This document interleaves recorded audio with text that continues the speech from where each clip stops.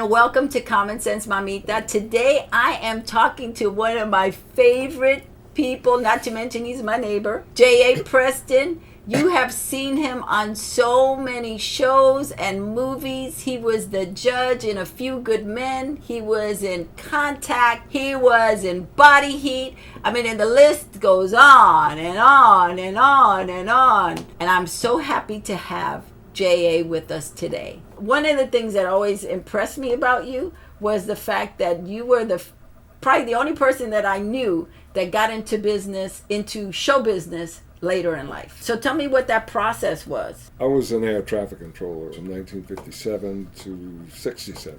I had a wife, 3 children. My oldest daughter thought she wanted to be an actress. I took her to class a couple of times. Once I went to a party in Washington. This was after Brock Peters' Othello, and this woman asked me, did I just come down from New York? And I said, no, I live here. She said, you're not an actor? I said, no. She said, well, you ought to be an actor. I said, no. That's ridiculous. She invited me to join a class, and I said, no, I'm not going to do it.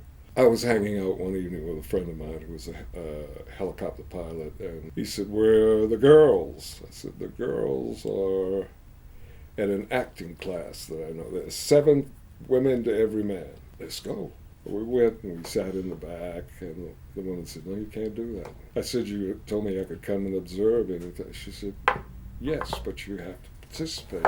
I really enjoyed the classes, and it was a way of relaxing. One day, the teacher said they were having a showcase for her advanced class, and they didn't have enough males to do the male roles. She finally convinced me, and my knees were shaking, but it went fairly well. The Washington Theater Club, where the class was a 240-seat theater. And Brumwell Fletcher came. He was Rex Harrison's alternate in My Fair Lady. He brought a show in Dermot's Dead a Game, and so he asked her to find an actor to do the bailiff, who was a mute. So your first part was a mute? Yeah, no dialogue. Didn't have to learn any lines. And then they did The Tempest there, and they asked me to do the bosun in The Tempest, and that was all kinds of bad things happened to me. And that I had a toothache, and I took too much medicine and slept through a matinee. I missed the matinee. Okay. Also, a big sail dominated the stage, and the actors were behind this sail where they made their entrance. The sail fell down in the middle of the stage. Difficult moment to get through. After a while of doing this, I started getting reviews by Washington Post, people like that. The people I was working for at FAA began to know what was happening to my annual leave and sick leave. So, it came down to the fact that it was make a decision. And how old were you? I was 35. So it finally got to the point where I was truly hooked, and I took my family to New York, and then one job after another, and I was with Jerome Robbins' American Theater Lab. When I came out here, one day I decided with a friend of mine to come out by train. I was here maybe 2 days, and I got a call from an agent from New York who had moved here and said, Jim, I hear you're in California, blah, blah, blah, blah. You can't do freelance out here. We gladly have you.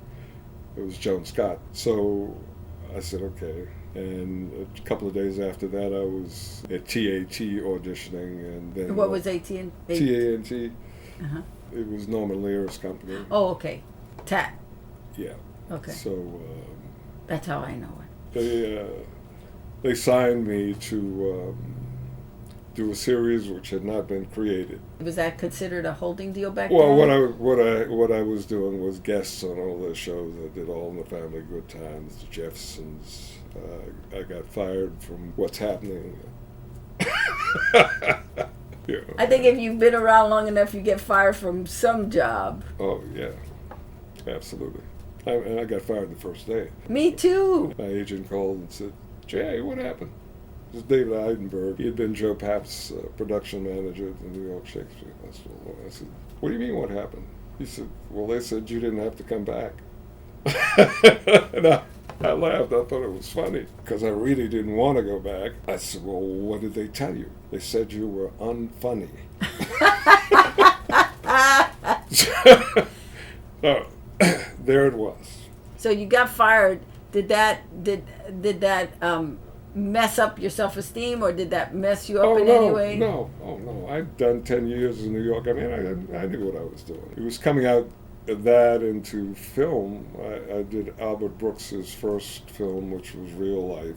Albert produced it, directed it, and starred in it. And he wrote it. No objectivity there, you know. But Lawrence Kasdan was a fan of Albert's, and he saw the film, and he called me in for Body Heat. And then after Body Heat, there was St. Remo's Fire? Hill Street. Oh, Hill Street.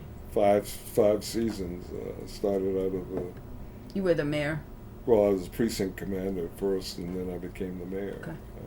That's how it started snowballing. Yeah. Okay. All Yeah. right. And I did cops at first, and then military, generals, colonels, Authority figures. authority figures, yes. The man. So you went from stage where you have to really project Yeah.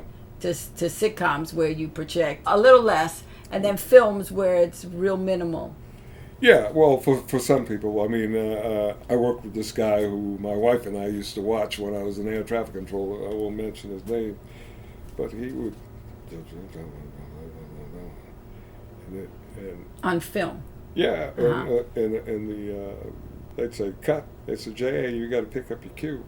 I said, my cue? I didn't hear anything. Okay, they shot it again, and I couldn't hear my cue line. So I asked the first AD, I said, look, I can't hear my cue line. I said, how do I pick up my cue? He said, watch him. When his lips stop moving, There you go. say your line. So, That's how you learn. no, that was that situation. I didn't have a problem cutting it down, but I, just sometimes talking in normal voice. It's gone even one step further than it was then. Now everybody is talking like this. It's a whisper. I met a lot of people. John Houseman I had worked for in New York. And John Houseman was a Broadway actor who became... and he produced Aeschylus's Persians, which I did in New York. Then I worked with him on Paper Chase. Mm-hmm. And he, at the time, was doing All Burgers Were Not Created Equal.